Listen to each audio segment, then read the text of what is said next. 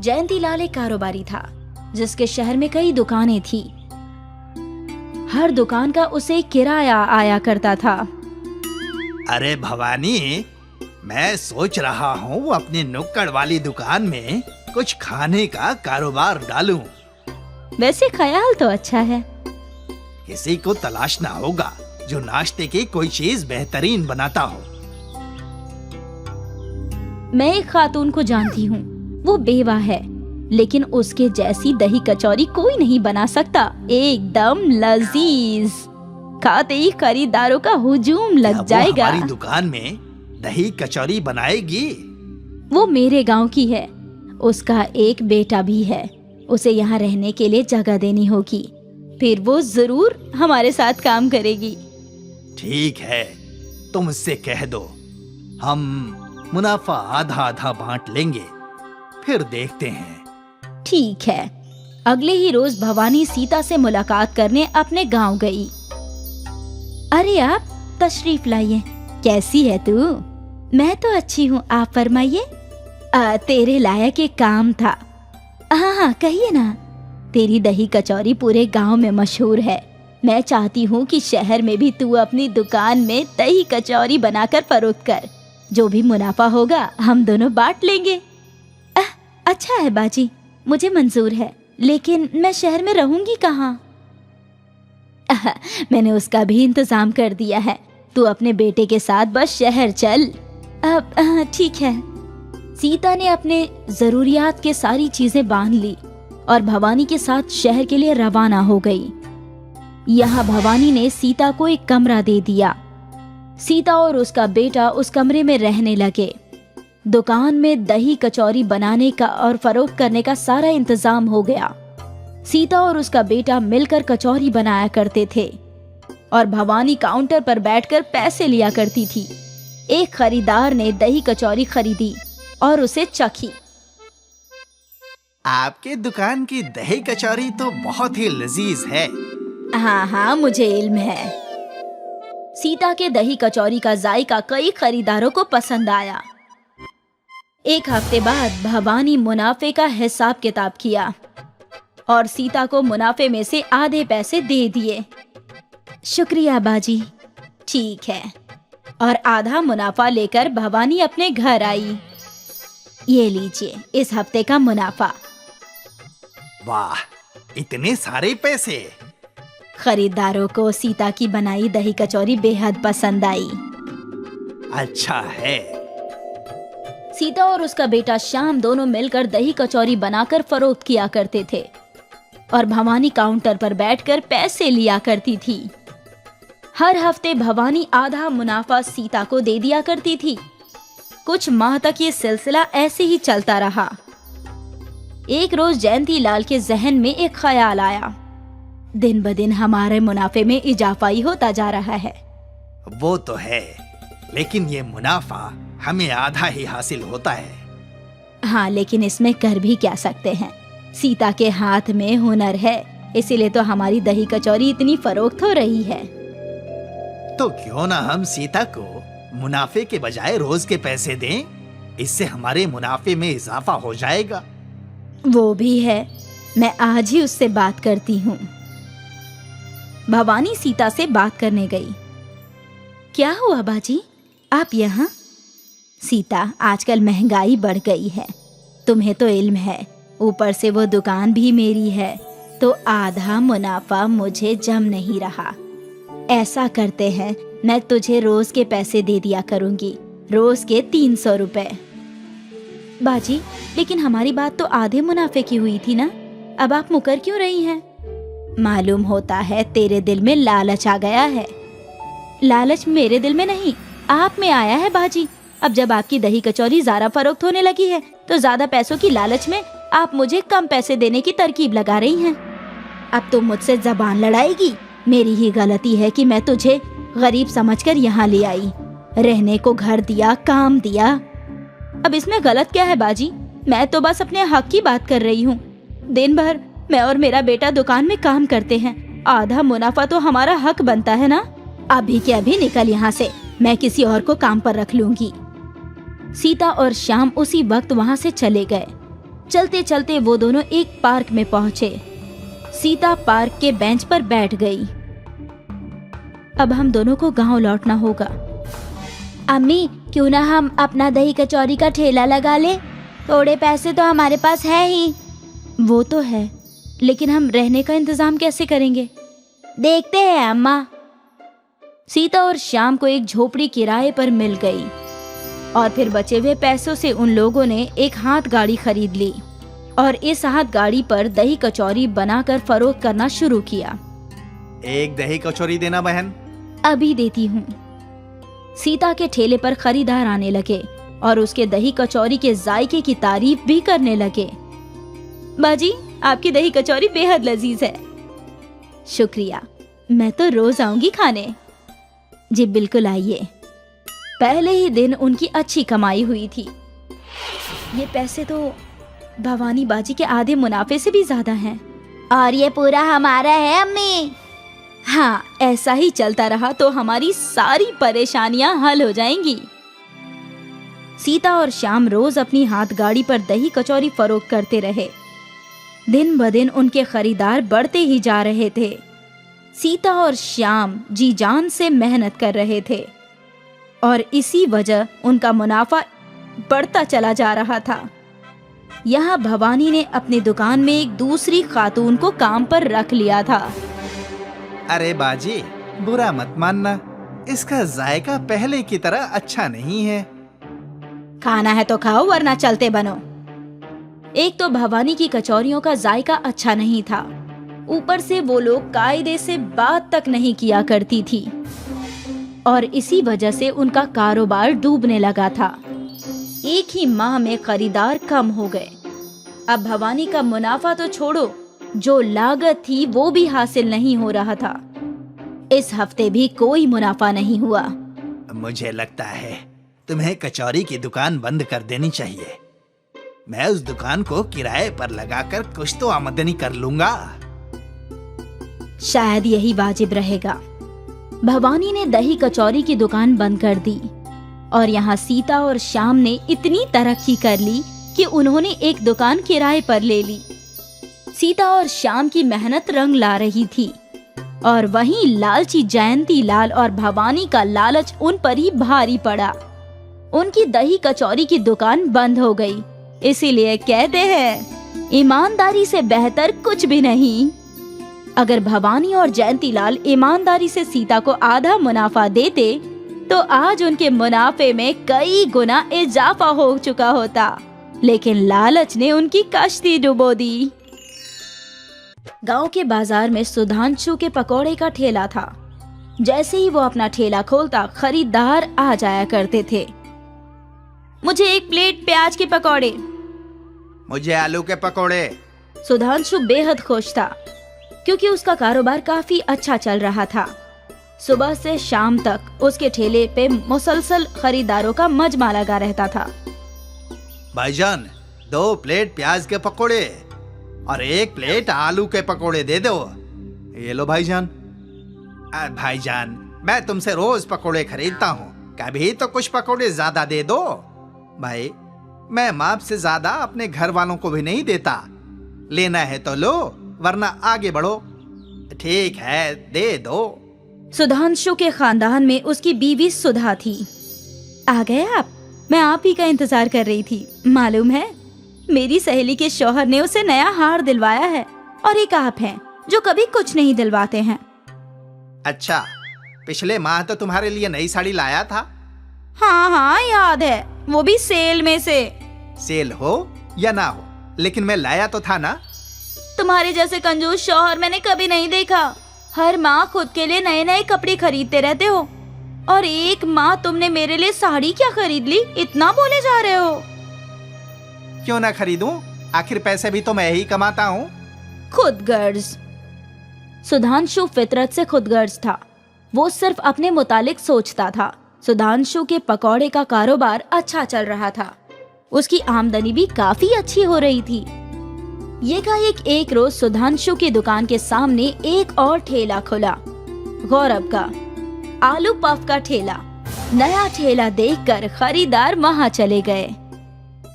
अरे भाईजान, ये क्या है? ये शहर की मशहूर आलू पफ हैं। बाजी, आप एक मर्तबा खाओगी तो बार बार मांगोगी। ठीक है भाईजान, दे दो। अबे लीजिए। गौरव ने उस खातून को आलू पफ दिए। खातून ने आलू पफ चखा और वो खुश हो गई। ये तो बेहद अच्छी है, अब से मैं रोज यही खाऊंगी। वैसे भी कौन उस कंजूस पकौड़े वाले से पकौड़े खरीदेगा। सुधांशु के कई खरीदार पकौड़ी के बजाय आलू पफ खरीदने लगे और एकाएक सुधांशु के ठेले पर रहने वाला हुजूम अब गौरव के ठेले पर आ गया था। ये देखकर सुधांशु परेशान था। ये आलू पफ वाला नया है, कुछ रोज में लोग इसे भुलाकर वापस पकोड़े खाने लगेंगे। सुधांशु खुद को तसल्ली दे रहा था। खैर, दिन गुजरे लेकिन गौरव के आलू पफ हकीकत में अच्छे थे, इसीलिए खरीदार अभी भी उसी ठेले पर नजर आते थे। इस आलू पफ वाले ने तो मेरा कारोबार ही चौपट कर दिया है, मालूम नहीं कहां से आ गया। अगर ये नहीं होता तो सब कुछ अच्छा ही चलता। सुधांशु सोचने लगा कि कैसे वो गौरव को अपने रास्ते से हटाए। गौरव बेहद खुश था। आते ही उसका कारोबार जम गया था। हे भगवान, आपका लाख लाख शुक्रिया, आपने मेरी मुसीबत हल कर दी। गौरव फितरत से भी बहुत भोला और रहमदिल था। जब भी उसके ठेले पर कोई गरीब आता, वो मुफ्त में उन्हें आलू पफ खिलाया करता था। गौरव की सारी हरकतों पर सुधांशु गौर फरमाता था। ये तो निहायती भोला है, इसे तो आसानी से बेवकूफ बनाया जा सकता है, लेकिन कब्ल मुझे इससे दोस्ती करनी होगी। और फिर इसी ख्याल से सुधांशु ने गौरव से गुफ्तगू करना शुरू कर दिया। और भाईजान, सब खैरियत? सब खैरियत है, आप फरमाइए। सुना है आपके आलू पफ बहुत ही जायकेदार हैं, कभी हमें भी खिलाइए। अरे अभी लीजिए भाईजान। गौरव ने सुधांशु को आलू पफ दिया। सुधांशु ने वो चखा। अरे वाह, ये तो लजीज है, एकदम नई चीज है, खाकर मजा आ गया। आपको अच्छा लगा ना? यही काफी है। ये खास चीज तो आपको बड़ी दुकान खोलकर बनानी चाहिए। चाहता तो मैं भी यही हूँ, लेकिन दुकान खोलने के लिए पैसे नहीं है। वैसे मैं भी दुकान खोलने वाला हूँ। अगर तुम्हें वाजिब लगे तो एक साथ दुकान खोलते हैं, जिसमें 2 काउंटर होंगे। तुम आलू पफ फरोख्त करना और मैं अपने पकोड़े। मतलब साझेदारी में? हाँ वही, मैंने तो बड़े बाजार में एक दुकान भी देख रखी है। वाह, ये तो अच्छा होगा, बड़े बाजार में फरोख्त भी ज्यादा होगा।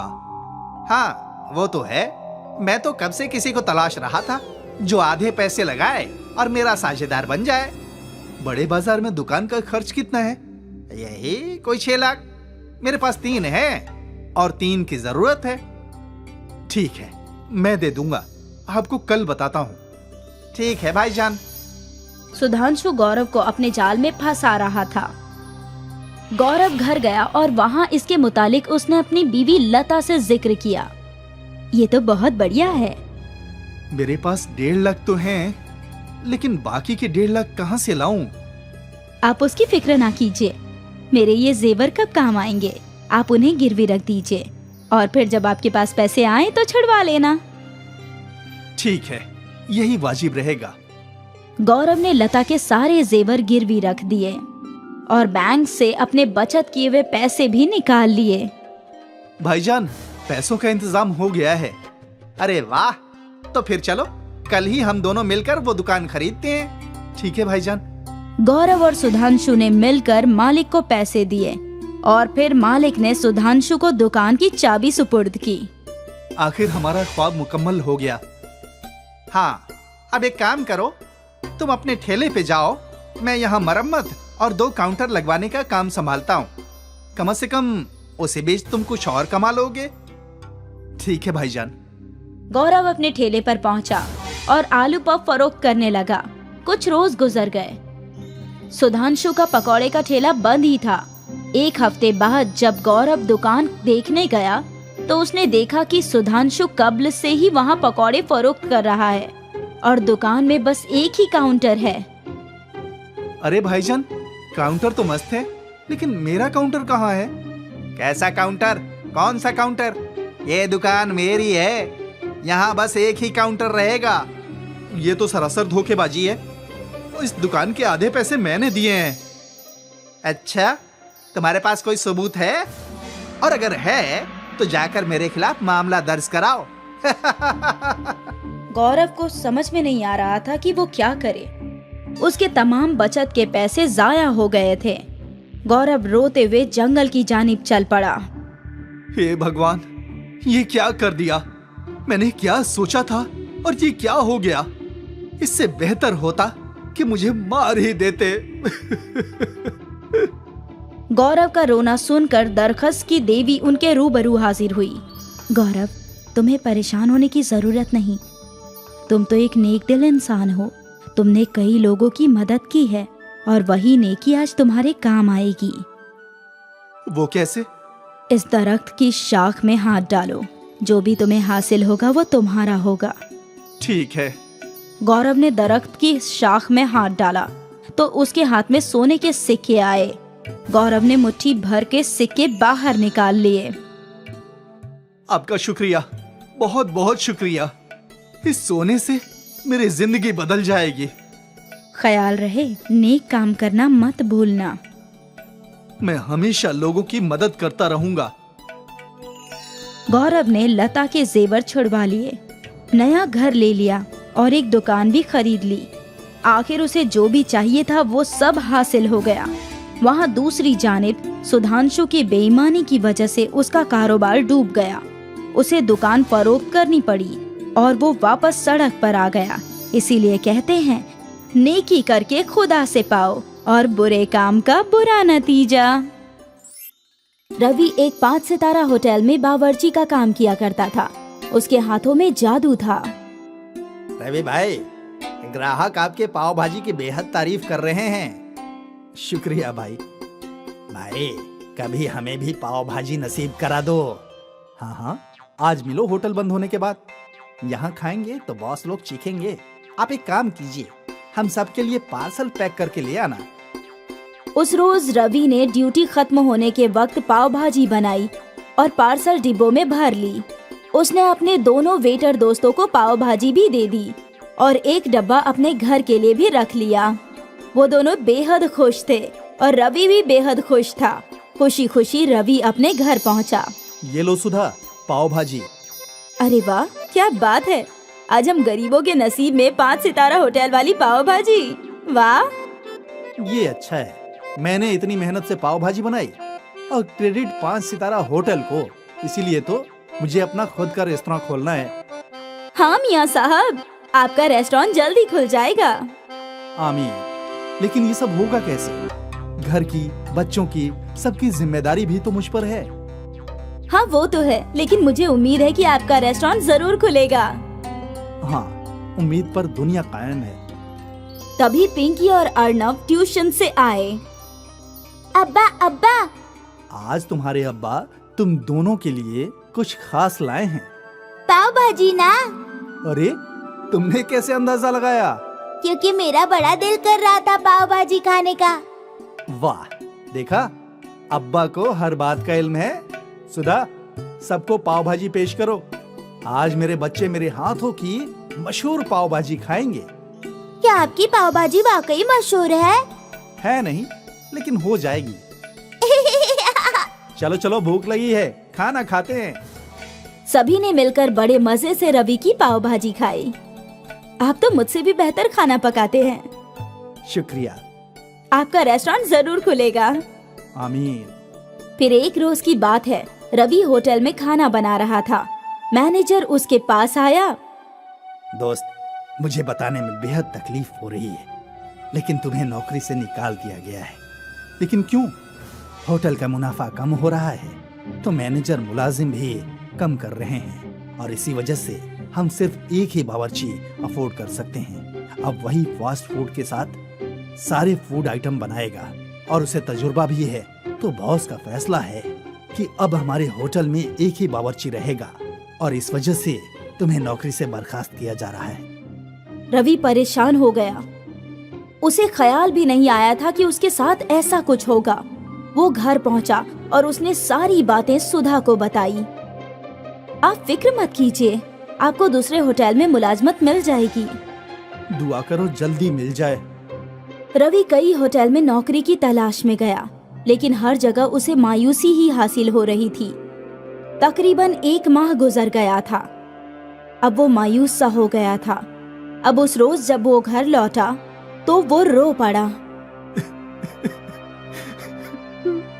परेशान मत होइए, आज नहीं तो कल आपको नौकरी हासिल हो जाएगी। मैंने कितने होटल्स में कोशिश की, लेकिन मंदी की वजह से कहीं काम नहीं है। अब मैं क्या करूं? काम नहीं है तो क्या हुआ, आपके हाथों में हुनर है, आप खुद का रेस्टोरेंट खोल सकते हो। लेकिन सुधा, रेस्टोरेंट खोलने के लिए पैसों की जरूरत होगी, वो कहाँ से आएंगे? मेरे जेवर है ना। सुधा, उनसे सिर्फ 2-4 लाख रुपए आएंगे। उतने में हम एक छोटा फास्ट फूड रेस्टोरेंट तो खोल ही सकते हैं। हाँ, आप कोशिश तो कीजिए, मुझे यकीन है आपको कामयाबी जरूर हासिल होगी। ठीक है। रवि ने सुधा के सारे जेवरात गिरवी रख दिए और पैसे ले लिए। इन पैसों से रवि ने बाजार के बीचों बीच एक छोटा सा फास्ट फूड जॉइंट नाम का रेस्टोरेंट खोला। रवि के रेस्टोरेंट में सैंडविच, फ्रैंकी, मोमो और रवि की स्पेशल पाव भाजी फरोख्त होते थे। दोस्त, एक पाव भाजी दो। मुझे एक चीज सैंडविच। रवि का रेस्टोरेंट अच्छा चल पड़ा था। बाजार के बीचों बीच होने की वजह से वहाँ हमेशा ग्राहकों का हुजूम लगा रहता था।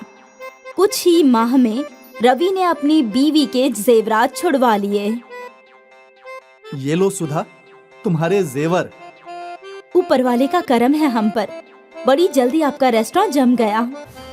जमता कैसे नहीं, मेरे हाथों में जादू जो है। हाँ हाँ, रवि और सुधा की जिंदगी में अभी खुशी के थोड़े ही लम्हे आए थे कि उन पर नई आफत आ गई। रवि के फास्ट फूड रेस्टोरेंट के सामने ही एक पाव भाजी का ठेला लग गया। पाव भाजी के ठेले में पाव भाजी सिर्फ 50 रुपए की थी और यही देखकर सारे ग्राहक रवि के फास्ट फूड रेस्टोरेंट के बजाय पाव भाजी के ठेले पर खाने लगे।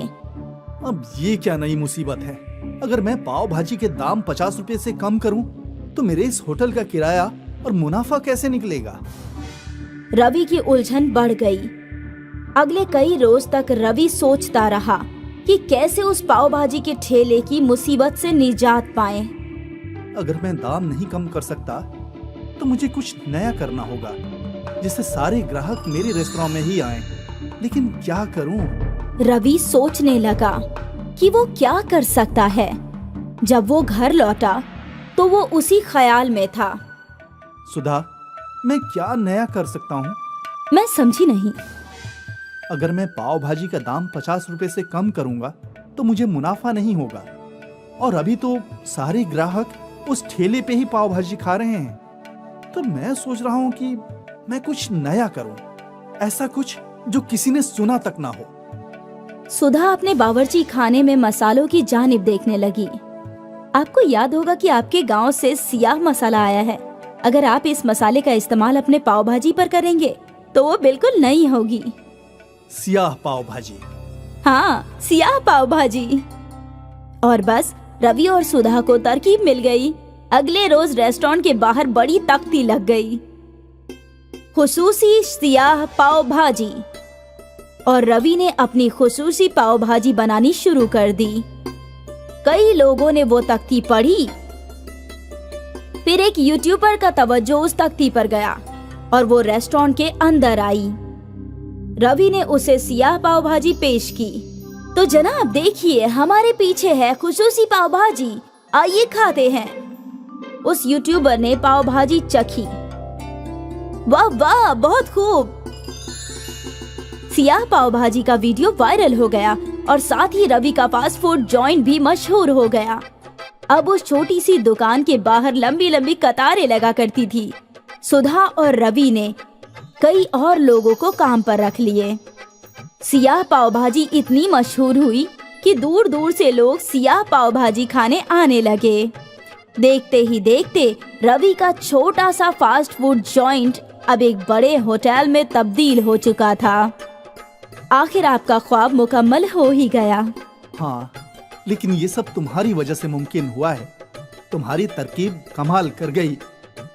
सियाह पाव भाजी ने रवि के सियाह मुस्तकबिल को रोशन कर दिया, उसकी डूबती हुई कश्ती को पार लगा दिया और आखिर उसका होटल खोलने का ख्वाब मुकम्मल हो गया।